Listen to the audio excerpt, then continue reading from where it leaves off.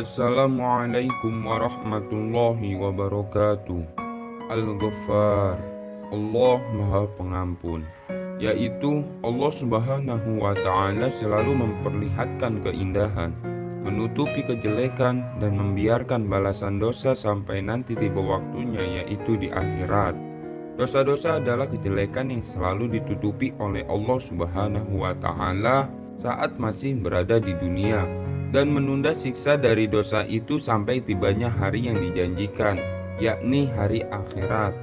Ampunan sama dengan penutup. Dalam hal ini Allah Subhanahu wa Ta'ala memiliki beberapa macam cara untuk menutupi seseorang hamba. Pertama, Allah Subhanahu wa Ta'ala menutupi kejelekan seorang insan yang akan terlihat nista apabila ditampakkan. Kejelekan itu Allah tutupi dengan cara menyembunyikannya di dalam batin seorang insan dan menutupinya dengan balut keindahan raut fisiknya. Oleh karena itu, hendaklah kita tidak mudah terkecoh dengan fisik, sebab ada juga seorang insan yang fisiknya kumuh dan terlihat jelek, akan tetapi batinnya baik, dan ada juga sebaliknya.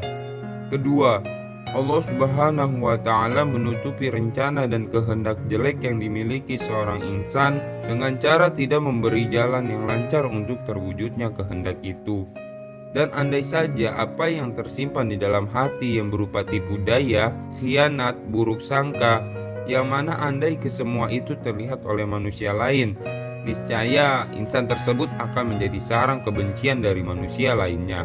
Ketiga adalah dengan cara mengampuni dosa-dosa yang dilakukan oleh seorang insan dan melipat gandakan satu kebaikan yang dilakukan dengan kelipatan 10 pahala, sehingga kebaikan itu yang akan menjadi penutup dari dosanya.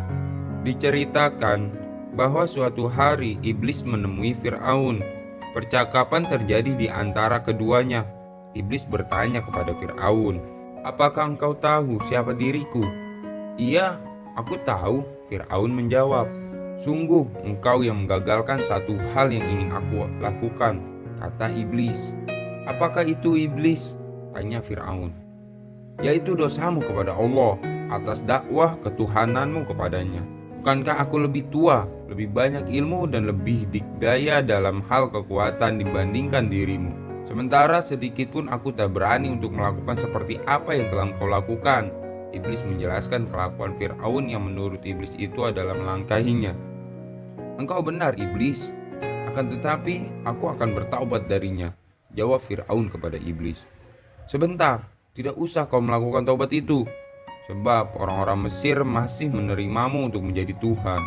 Dan ketika engkau mengurungkan niatmu menjadi Tuhan, maka mereka akan berpaling darimu dan mereka berganti menjadi musuhmu, sehingga engkau akan menjadi orang yang paling hina."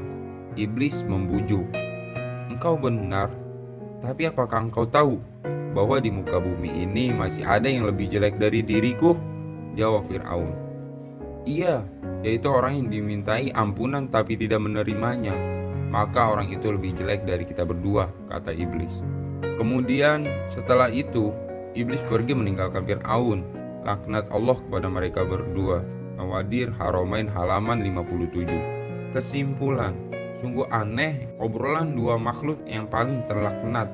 Bisa-bisanya mereka berkata, orang yang paling jelek yaitu orang yang dimintai ampunan tapi tidak menerimanya, maka orang itu lebih jelek dari kita berdua. Tapi kenyataannya mereka tidak mau meminta ampun kepada Allah Zat yang Maha Pengampun.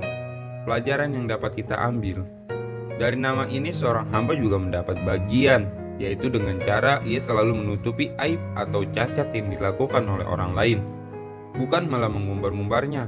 Bahkan sepatutnya adalah menceritakan kebaikannya.